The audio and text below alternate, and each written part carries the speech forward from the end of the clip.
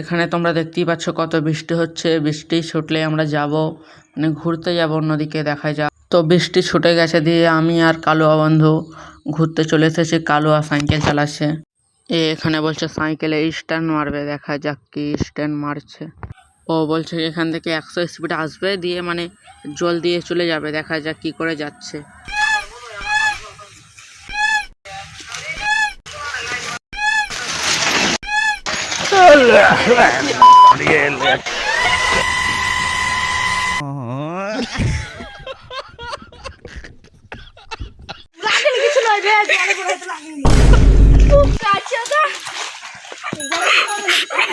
এখানে দেখতেই পাচ্ছ ওর পায়ে জুতো ঢুকে আছে। ও ভাবছে এখন কি করে বের করবে, দেখা যাক কি করে বের করছে।